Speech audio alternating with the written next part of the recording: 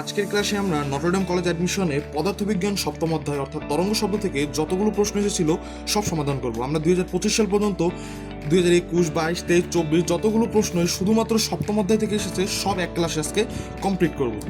So কথা না বাড়িয়ে শুরু করি। আজকে এনডিসি 2025-এর প্রশ্নে বলা হয়েছে যে কোনো তরঙ্গ চলার সময় এর কিছু শক্তি তাপ শক্তিতে রূপান্তরিত হলে তরঙ্গের কোন রাশির মান হ্রাস পাবে। এখানে বলা হচ্ছে এর কিছু শক্তি তাপ শক্তিতে রূপান্তরিত হবে, অর্থাৎ শক্তি কিন্তু হ্রাস পাবে হলে তরঙ্গের কোন রাশির মান হ্রাস পাবে। তরঙ্গের রাশি আছে কম্পাঙ্ক, তরঙ্গ দৈর্ঘ্য, বিস্তার।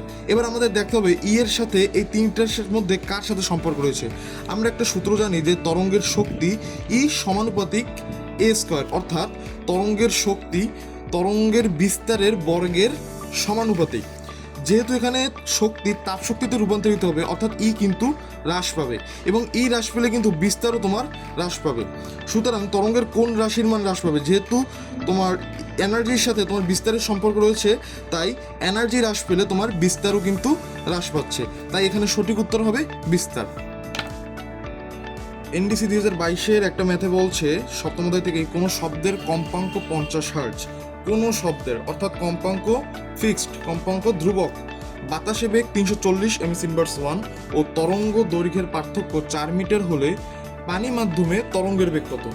আচ্ছা, এখানে তরঙ্গের বেগ চাইছে আমাদের, তরঙ্গের বেগ অর্থাৎ আমাদের ভি ডাব্লু কোন মাধ্যমে, পানি মাধ্যমে, এই জন্য ভি ডাব্লু আমাদের ওয়াট, মানে এইটা আমাদের বের করতে হবে। আচ্ছা, আমরা যদি এখানে আগে তোমার তরঙ্গ দৈর্ঘ্যটা বের করে নিই। প্রথম মাধ্যমে দেখো কোনো শব্দের কম্পাঙ্ক বাতাসে, বাতাসের অর্থাৎ বায়ু মাধ্যমে তরঙ্গের বেগটা কত সেইটাকে বের করে নিই। আমরা জানি V equal to F lambda, কি জানি V equal to F lambda, তাহলে lambda equal to V by F. তাহলে ভি এর মান কত 340 এবং এফ এর মান হচ্ছে 50। তাহলে এটা হয় হচ্ছে তোমার 340 ভাগ 50, 6.8। এটা হচ্ছে তোমার 6.8 মিটার। এবার বলছে ওই তরঙ্গ দৈর্ঘ্যের পার্থক্য 4 মিটার। দেখো আমরা জানি কি যে কঠিন মাধ্যমে কিন্তু সর্বদা তোমার শব্দের বেগ বেশি থাকে, তাহলে বায়ুর চেয়ে পানি কি অবশ্যই কিন্তু কঠিন। এটা এনডিসি প্রশ্ন, তোমার মাথাকে একটু চালাকি খাটাতে হবে। যে পানি মাধ্যম যেহেতু তোমার বাতাসের থেকে মানে তোমার ভারী মাধ্যম, এই জন্য এই মাধ্যমে কিন্তু তোমার শব্দের বেগ কিন্তু বেশিই হবে। শব্দের বেগ কি হবে, বেশিই হবে, শব্দের বেগ বেশি হবে। আর আমরা জানি কি একটা সূত্র ভি সমান এফ ল্যামডা, শব্দের বেগ যদি বেশি হয় তাহলে তরঙ্গ দৈর্ঘ্যও কিন্তু বেশি হবে। যেহেতু তোমার আমরা এখান থেকে বুঝতে পারছি যে পানি মাধ্যমে তোমার শব্দের বেগ অবশ্যই বেশি হবে, তাই এখানে তরঙ্গ দৈর্ঘ্যও কিন্তু এটার বেশি হবে। তাই আমরা পার্থক্যটা এই ওয়াটার বিয়োগ তোমার তরঙ্গ দৈর্ঘ্য বায়ু মানে এয়ার ইকুয়াল টু 4, এই সে পার্থক্য লিখলাম। অনেক এখানে আগে এইটা লাগবে পরে এটা লাগবে, ম্যাথ ভুলিয়ে যাবে, কিন্তু এটা মাথায় রাখতে হবে যে পানি মাধ্যম আমাদের বায়ু তোমার আমার যে পানি মাধ্যম আছে মানে বায়ু মাধ্যম আছে সেটা অপেক্ষা কিন্তু এটা অবশ্যই বেশি হবে, কারণ বায়ু মাধ্যম হচ্ছে তোমার গ্যাসীয় মাধ্যম বলা যায়, আর বায়ু মাধ্যমের চেয়ে পানি মাধ্যম সর্বদা তোমার বেশি হবে। আর যদি বেগ যদি বেশি হয় তাহলে তোমার তরঙ্গ দৈর্ঘ্য বেশি হবে, কারণ সম্পর্ক হচ্ছে এইটা। সো আমরা এইটা লিখলাম। এবার এইখান থেকে কি লেখা যায় দেখো, আমরা এই কিন্তু ল্যামডা এর মান কত পেয়েছি দেখো 6.8 মিটার, প্রথমেই বের করে নিয়েছি। ল্যামডা কোনটাই, বাতাসেরটা, তাহলে lambda W equal to 4 plus lambda A equal to 4 plus 6.8 equal to 10.8 metre. এবার আমাদের বলছে কি ওই মাধ্যমে শব্দ তরঙ্গের বেগ, তাহলে শব্দ তরঙ্গের বেগ লিখি। ওই মাধ্যমে মানে কি পানি মাধ্যমে, তাহলে ভি ডাব্লু ইকুয়াল টু কি ভি সমান এফ ল্যামডা, এফ আর এই ল্যামডা ডাব্লু। এবার বলতে পারবে এটা তো বায়ু মাধ্যমের 50 হার্জ মানে কম্পাঙ্ক, কিন্তু দেখো এখানে কি বলছে যে কোনো শব্দের কম্পাঙ্ক, অর্থাৎ কোনো শব্দের কম্পাঙ্ক কিন্তু ফিক্সড, এটা বায়ু মাধ্যম হোক পানি মাধ্যম হোক কম্পাঙ্ক তোমার ফিক্সড। যেহেতু বলছে যে কোনো শব্দের কম্পাঙ্ক তোমার এই প্রথম লাইনে এটা বুঝিয়ে দিয়েছে যে এই 50 হার্জ তোমার ফিক্সড। তাহলে তুমি দাও 50 গুণ ল্যামডা ডাব্লু হচ্ছে তোমার 10.8 ইন্টু, তাহলে কত হয় 50 গুণ 10.8, 50 গুণ 10.8, 540 ms/1, এবং এইটাই তোমার অ্যান্সার। এনডিসি আরেকটা প্রশ্ন, অর্থাৎ এনডিসি 2011 সালে একটা প্রশ্ন এসেছিল, সেটাই বলছে যে মানুষের জন্য শ্রাব্যতার সীমা কত। এটা একদম সহজ, একদম মুখস্থবিদ্যা, 20 হার্টজ থেকে 20,000 হার্টজ পর্যন্ত। এনডিসি 2025 সালে আরেকটা প্রশ্ন আসছে, একটি সরল দোলকের ববের ভর এম এবং দোলনকাল হলো টি, ববের ভর অর্ধেক করা হলে নতুন দোলনকাল কত হবে। তাহলে আমাদের M1 ছিল একটা, তাহলে M2 হবে কত, এর অর্ধেক, মানে নতুন পরিবর্তিত M2। দেখি এটা লাগে নাকি কোনো কারণে। দোলনকাল হলো টি, তাহলে আমরা টি এর একটা সূত্র জানি, টি ইকুয়াল টু দোলনকাল T equal to 2 pi into L by G, এটা রুট আছে, অর্থাৎ টি দোলনকাল T equal to 2 pi into root over L by জি।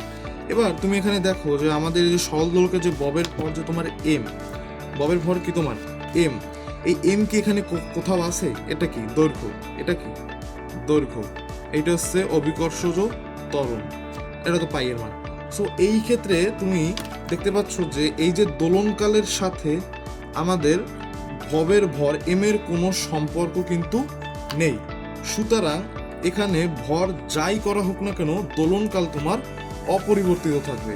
তাহলে নতুন দোলনকাল কত হবে? সুন্দর করে নিচে লিখে দেবা যে নতুন দোলনকালের কোনো পরিবর্তন হবে না, নতুন দোলনকালের কোনো পরিবর্তন হবে না, অর্থাৎ কি হবে এই। এনডিসি 2022 সালে আরেকটা প্রশ্নে বলেছে যে কোনো মাধ্যমে 640 হার্টজ ও 480 হার্টজ কম্পাঙ্কের। এখানে একটা বিষয় দেখো, কোনো মাধ্যম কিন্তু তোমার একটাই বলছে, কোনো মাধ্যমে, অর্থাৎ এই কোনো মাধ্যমে দেখেই তোমার বুঝে নিতে হবে এখানে ভি ধ্রুবক, এখানে ভি কনস্ট্যান্ট, এখানে ভি হচ্ছে তোমার কনস্ট্যান্ট মানে ধ্রুবক। 640 হার্টজ, তাহলে আমি একটু যদি লিখি যে F1 ইকুয়াল টু 640 হার্টজ এবং F2 ইকুয়াল টু 480 হার্টজ। কম্পাঙ্কে দুটি শব্দ, তরঙ্গ দৈর্ঘ্যের পার্থক্য 1 মিটার। এবার একটা মজা আছে, দেখো আমরা জানি কি ভি সমান এফ ল্যামডা, ভি সমান কি এফ ল্যামডা, তাহলে 1/f সমানুপাতিক ল্যামডা, এরকম কিন্তু লেখা যায়, যদি ভি যদি তুমি ধ্রুবক রাখো, ভি যেহেতু ধ্রুবক। তাহলে আমরা দেখতে পাচ্ছি যে কম্পাঙ্ক কমলে তরঙ্গ দৈর্ঘ্য বাড়ে, অর্থাৎ এই ক্ষেত্রে আমাদের কম্পাঙ্ক কোনটা কম? F2 কম। সুতরাং আমরা কিন্তু লিখব যে যেহেতু এখানে কম্পাঙ্ক কম তাই এখানে তরঙ্গ দৈর্ঘ্য বেশি, আর পার্থক্যের ক্ষেত্রে বড়টাই আগে নিতে হয়। আর আমরা এখান থেকে বুঝে গেলাম যে যেহেতু এখানে কম্পাঙ্ক এটার কম সেহেতু এটার তরঙ্গ দৈর্ঘ্য বেশি হবে, তাই আমরা লিখবো λ2 বিয়োগ এই λ1 ইকুয়াল টু 1 মিটার। এই যে পার্থক্য কত মিটার? 1 মিটার সমান দিলাম। এবার λ2 কে আমরা কি লিখতে পারি? যেহেতু আমাদের ভি কনস্ট্যান্ট, ভি কি আমাদের কনস্ট্যান্ট, তাহলে ভি বাই ল্যামডা, না হ্যাঁ ভি বাই এফ কোনটা? F2 বিয়োগ V by F1 equal to 1।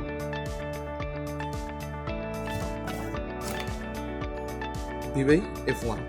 এবার যদি আমরা এখানে ভি যদি কমন নিই তাহলে আমরা কি লিখতে পারি? যদি ভি যদি কমন নিই তাহলে 1/F2 মান কত? 480 বিয়োগ 1/640 ইকুয়াল টু 1। এবার ডাইরেক্ট ক্যালকুলেটরে বসাবো, 1/480 বা 480 বিয়োগ 1/640 কত আসে আমাদের? 1/1920 1/1920 অর্থাৎ এটা অ্যান্সার না, এটা হচ্ছে তোমার এই যে এইটার মান।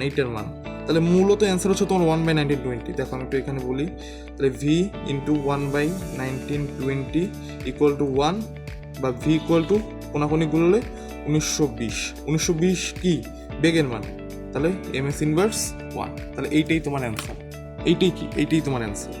সুন্দর করে অ্যান্সারটা এরকম লিখে দিয়ে আসবে, হয়ে যাবে। আচ্ছা, আমাদের আরেকটা এখানে প্রশ্ন আসছে, আমরা একটু উঠিয়ে নিই। এই একদম সহজ একটা প্রশ্ন এবং অনেক মজার একটা প্রশ্ন। তরঙ্গ দৈর্ঘ্য 20 মিটার, কোনো প্রশ্নই এটা না। ল্যামডা, কম্পাঙ্ক বিসার্চ এফ, তরঙ্গ বেগ কত, ভি সমান এফ ল্যামডা। তাহলে এফ হচ্ছে 20, তরঙ্গ দৈর্ঘ্য 20, 2 দুগুণি 400 এমএস ইনভার্স 1। একদম সহজ প্রশ্ন ছিল, এনডিসি 2022 সালে আসছে। এর বাইরে তোমার বিগত বছরে তোমার এই এনডিসিতে 2025 সাল পর্যন্ত আর কোনো প্রশ্ন আসেনি এই সপ্তম অধ্যায় থেকে, অর্থাৎ সপ্তম অধ্যায় সবথেকে কম প্রশ্ন আসছে। আমি ধাপে ধাপে সবগুলো অধ্যায় দেবো, প্রথম অধ্যায়, দ্বিতীয় অধ্যায়, তৃতীয় অধ্যায়, চতুর্থ অধ্যায় অনেক প্রশ্ন আসছে, প্রায় 20-15টার মতো প্রশ্ন আসছে, সবগুলো দেবো। আজকে এনডিসি ছিল, তোমাদের যদি হলি ক্রস বা সেন্ট জোসেফ এগুলো লাগে সেগুলো বলে আমি দেবো। সো ভালো থাকবে সবাই, সবাইকে ধন্যবাদ।